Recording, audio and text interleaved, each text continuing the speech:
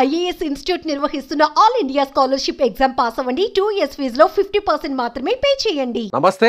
ఇటీవల కాలంలో గతంలో సినిమా ఇండస్ట్రీలో ఉన్నటువంటి చాలా మంది ప్రముఖులందరూ కూడా అప్పుడు ఒక పార్టీకి అంటకాగి వేరే పార్టీల్ని, ప్రత్యర్థి పార్టీల్ని ఇష్టానుసారంగా వ్యాఖ్యలు చేశారు, ఇష్టానుసారంగా విమర్శలు చేశారు.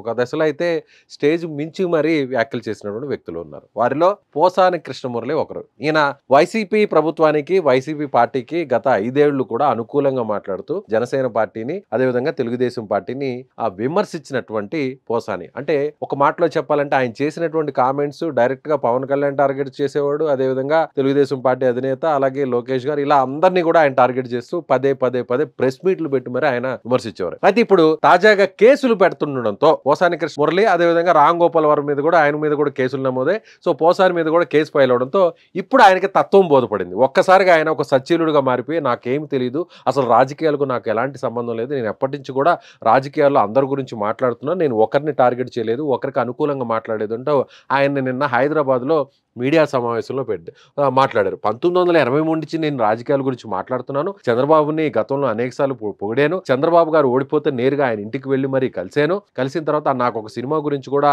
ఆయన ప్రస్తావించారు, నా సినిమాకి సంబంధించి కూడా ఆయన ఆశీర్వాదం అందించారంటూ కూడా వ్యాఖ్యలు చేశారు. అంటే ఇక మీదట రాజకీయాల గురించి నా జన్మలో, నా జీవితంలో ఏ పార్టీ గురించి, అసలు రాజకీయాల గురించే మాట్లాడినట్టు పోసాని కృష్ణమురళి నిన్న ప్రెస్ మీట్ పెట్టి చెప్పారు. సో కూటమి ప్రభుత్వం అధికారంలోకి రావడం, ఇప్పుడు జనసేన పార్టీ అధినేత పవన్ కళ్యాణ్ ఎవరైతే సోషల్ మీడియాలో విస్తృతంగా అసభ్యకరంగా పోస్టులు పెడుతున్న వారి మీద టార్గెట్ చేయాలి, ముఖ్యంగా వారందరినీ కూడా ఒక చట్టం పరిధిలోకి తీసుకురావాలి, ఒక యాక్ట్ను కూడా తీసుకొస్తామని పీడీ యాక్ట్ను కూడా తీసుకొస్తున్నారు. అయితే గతంలో ఇష్టానుసారంగా తమకు నోటికి వచ్చినట్టుగా మాట్లాడినటువంటి సినీ ప్రముఖుల్లో ఒకరు పోసాని. అయితే ఇప్పుడు పోసాని ఇలాంటి వ్యాఖ్యలు చేయడం పట్ల అందరూ కూడా పోసాని కృష్ణమురళి ఇప్పుడు కూడా ఆయన చాలా స్ట్రైట్ గా మాట్లాడుతుంటారు, చాలా నిజాయితీగా మాట్లాడుతుంటారు అని చెప్పే వాళ్ళకు. సో ఇప్పుడు పోసాని తోక ముడిచి యూటర్న్ తీసుకోవడం వెనక రాజకీయ విశ్లేషకులందరూ కూడా ఇదేంటి అని అందరూ కూడా ఆలోచిస్తున్నారు. సో పోసాని కృష్ణమురళి నిర్ణయం మీద, అసలు జీవితంలో రాజకీయం గురించి మాట్లాడినటువంటి